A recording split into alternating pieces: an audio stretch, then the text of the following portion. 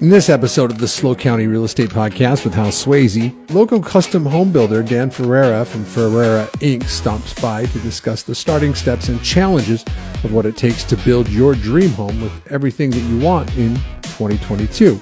Also, a real hot topic in real estate in California is the ADU. What can you do and what can you not do on your lot when it comes to building a unit for granny, house guests, or some additional income? This is one of those episodes in which dreams you've always had in homeownership or improvements to your existing property might just come true. Here's the host of the SLO County Real Estate Podcast with Hal Sweasey, James Bueno.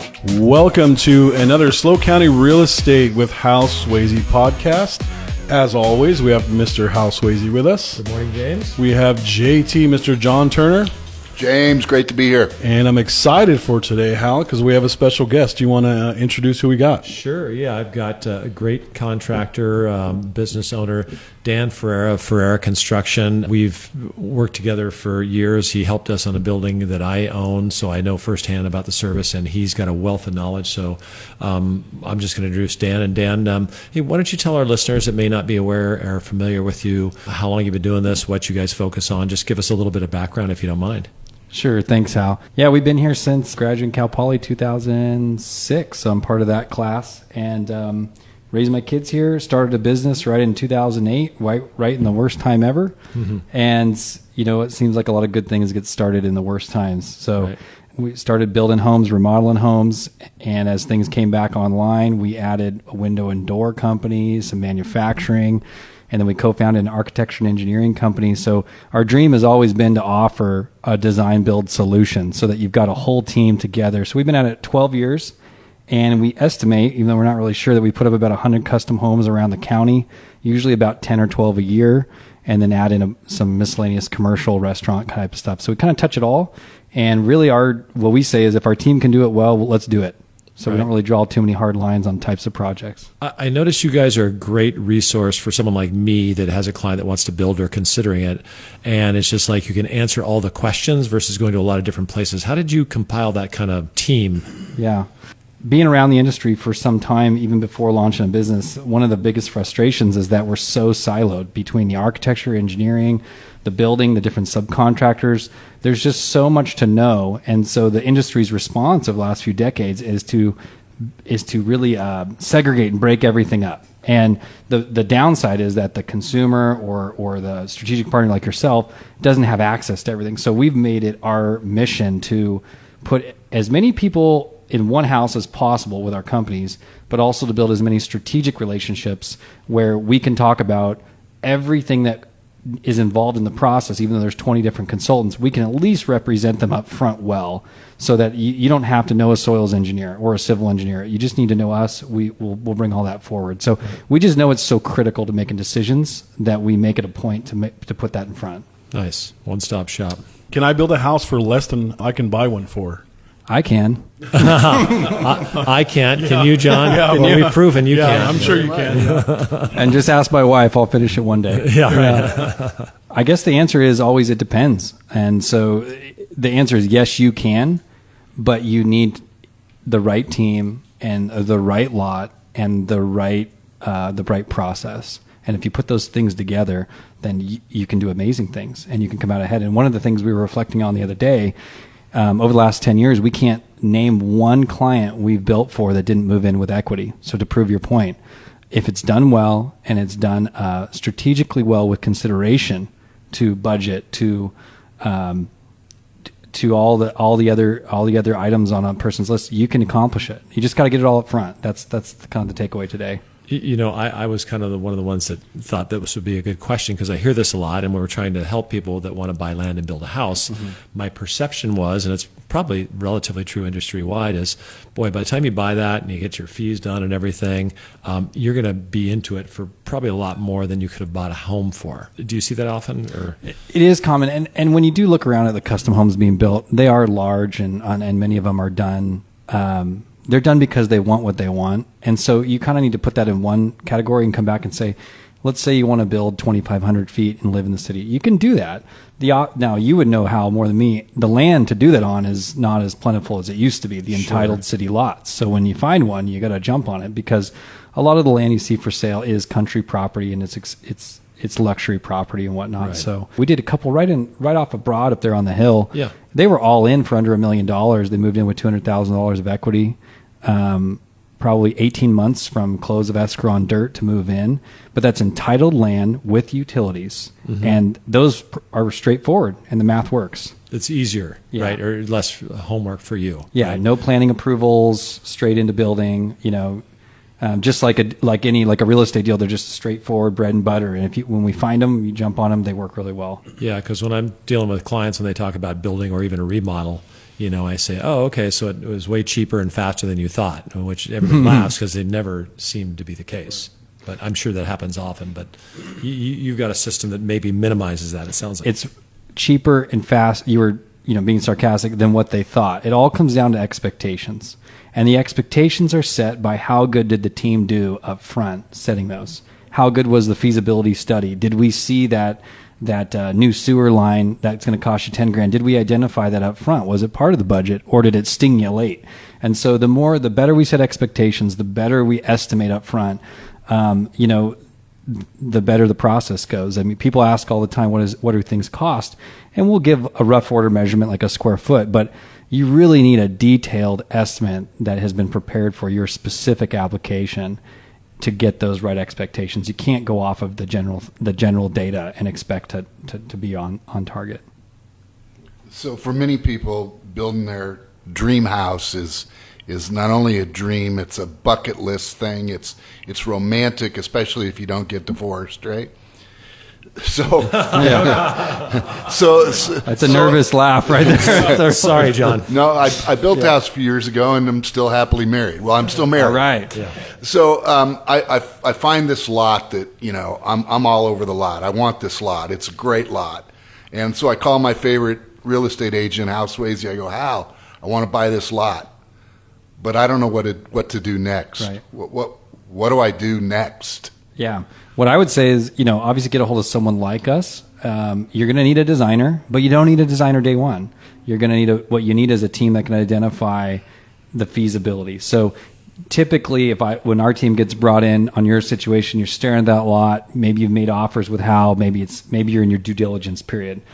We get brought in, and the first thing we go is, what are your expectations? And you'll say, well, I bought the lot for $500,000 and I've got a $800,000 build budget, and I want to build X, Y, and Z.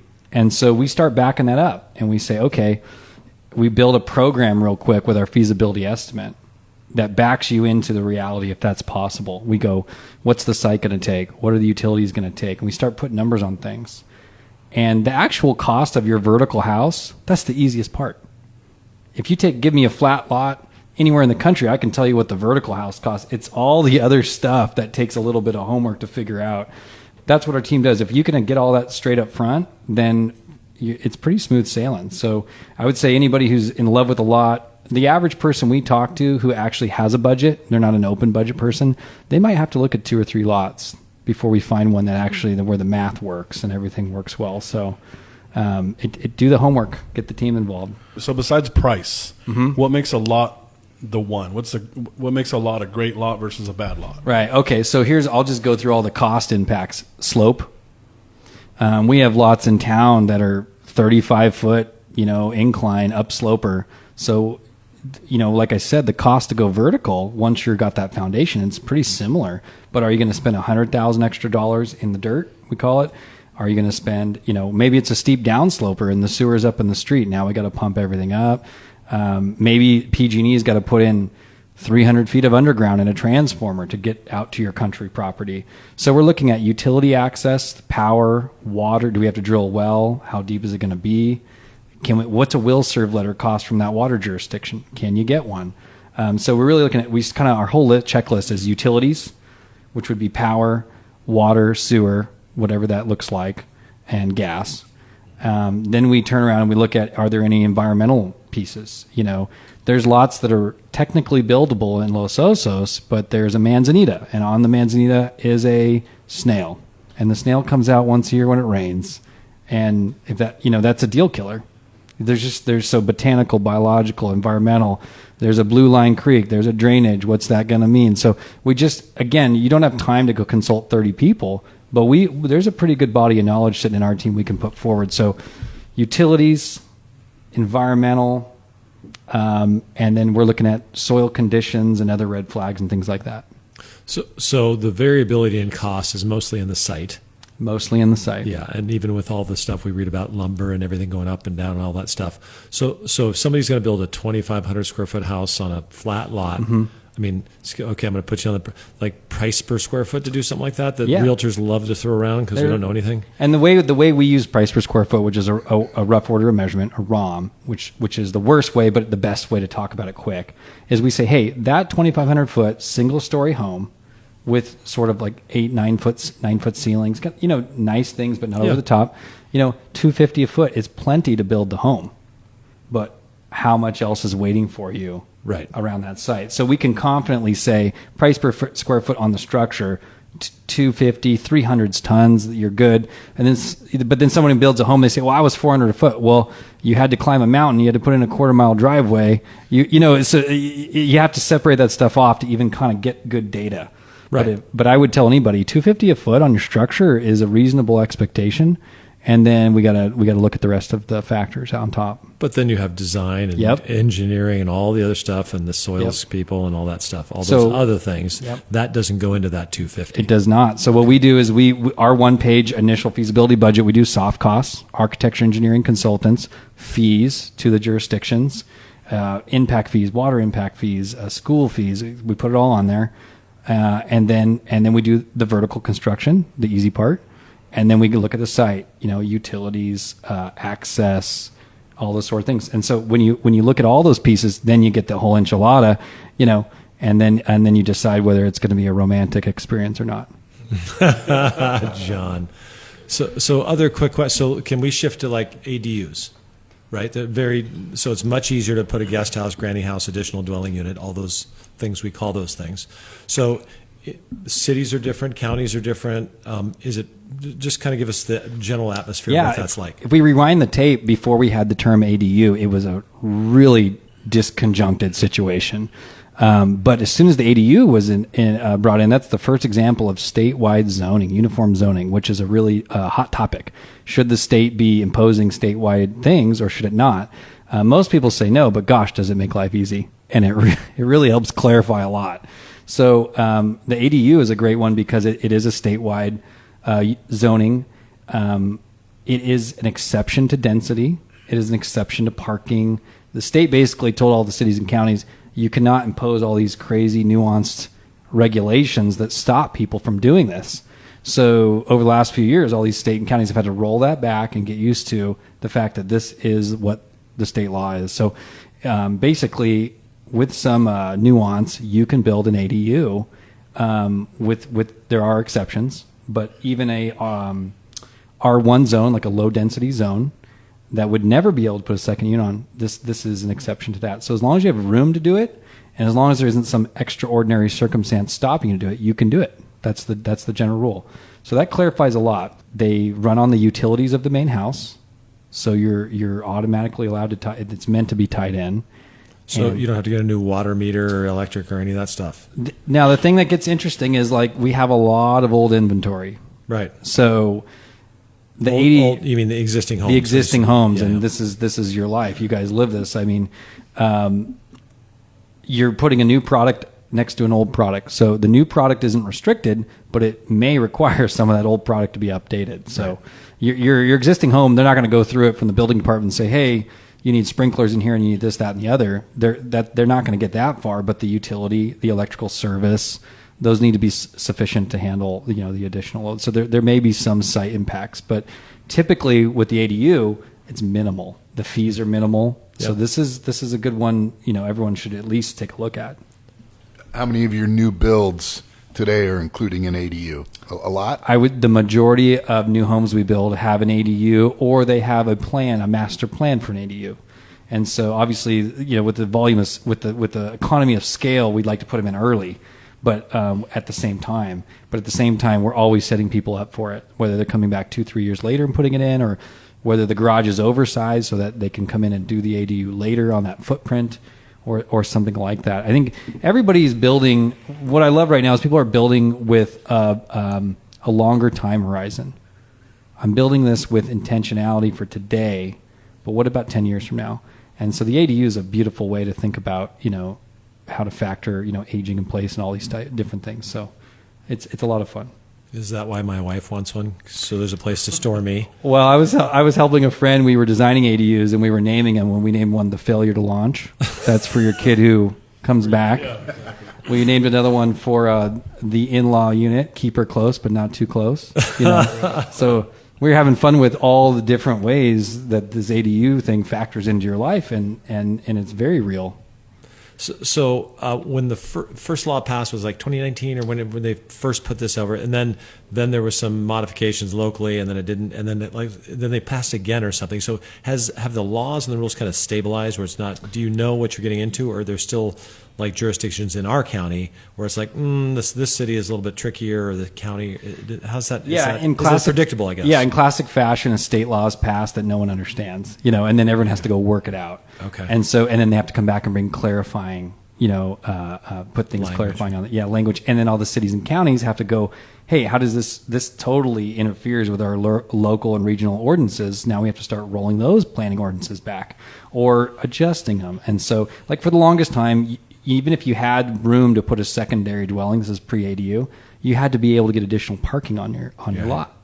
And to get additional parking, you had to have like a 12-foot, drivable lane in the city. So you had all these local things that stopped you. So those go out the window. And so the last 2-3 years has been every city and county figuring out how to mesh their local ordinance. And a lot of them would still like to impose restrictions, so they're looking for ways to impose it. And there are little fringy ways they can do that. So that's why somebody would need to talk to you if they can do it. Yeah, it's not an automatic. I mean, you might be in a planned subdivision where there's legal reasons you can't do it. You might be in an area where there are water impacts that would stop you from doing it. There are definitely reasons why you can't do it. You may not have the space. You still got to meet your setbacks. That's for fire safety between different structures and things like that. So there's definitely some impacts you got to consider. And then, like, the general requirements, like limitations on size, that sort of thing. How do those general rules go for someone thinking about this? We have a great team that handle this sort of thing, and I could have prepped a little bit. We've prepared a few one-pagers that anyone who's interested, we can hand out. The city has them as well. But 1,000 feet. The original law was 1,200, I believe, and then 1,000 kind of became the accepted. And a lot of the cities found ways to limit that down to 800. So I would say safely it's 800 to the 1,000, 1,200 mark. Right. As you move across the state, you'll find ranges of what you can actually do. One of the kind of last questions. So somebody's thinking about building, or maybe even doing addition. Mm-hmm. These days, there's costs, there's labor issues, all these things we hear about. So what are the couple of the biggest challenges as a builder you face, which affects your clients? If we meet, in a perfect world, we meet our client before we ever draw anything. And if we're working with someone before they even start drawing, we can mitigate almost every schedule impact. I mean, we have windows right now that are 6 months to get. We have doors that are 5 or 6 months to get.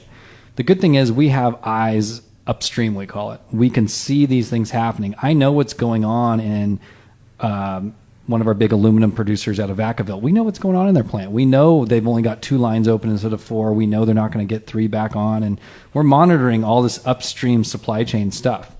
And so when someone comes in and we're involved before they draw, we're steering.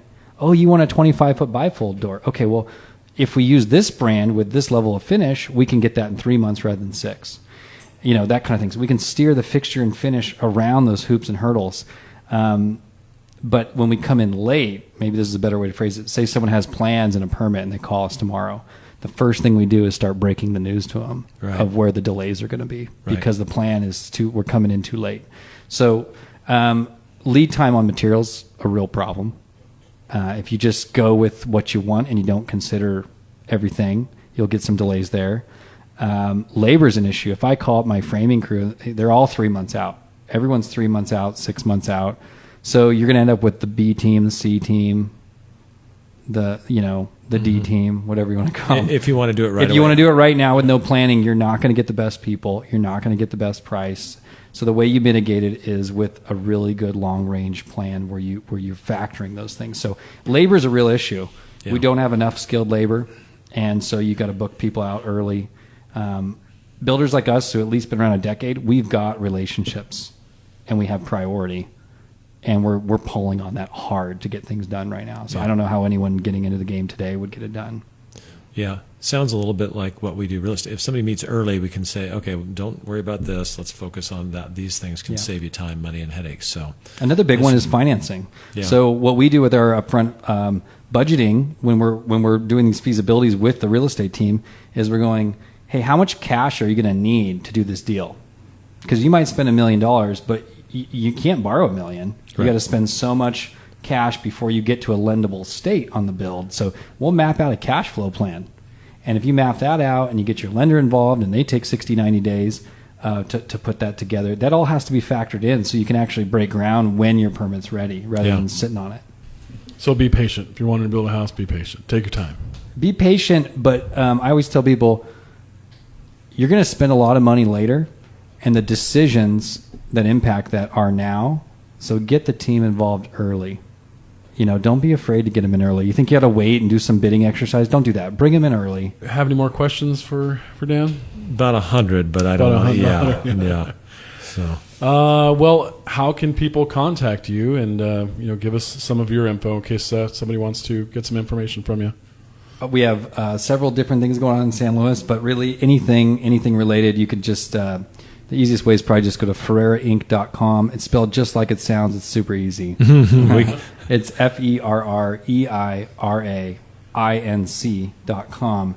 And right there you'll see everything you need to know. I mean, we have a big thing that says, need help with a project. And you just, put your info in there and we'll come to the rescue. Just start clicking. Well, awesome. Thank you very much for being here. We really appreciate it. Gentlemen, another successful podcast. I thank you all. And we will see you next time. Thanks, Dan. Thanks, James. Thank you for listening to the Hal Sweasey podcast. Be sure to subscribe and rate this podcast. It comes out every Monday, so check for it in your feed for the latest information on the San Luis Obispo County market. The Slow County Real Estate with Hal Sweasey podcast is available wherever you get your podcast and on halsweasey.com, where you can find current listings and other real estate tips. halsweasey.com, that's HALSWEASEY.com. I am James Bueno, Director of Marketing for the Hal Sweasey Group. If you're looking for anything real estate, give us a call, 805-781-3750. Hal Sweasey is a licensed California real estate broker. DRE number 01111-911. The Slow County Real Estate with Hal Sweasey podcast is a production of AGM Podcasts. Subscribe wherever you get your podcasts.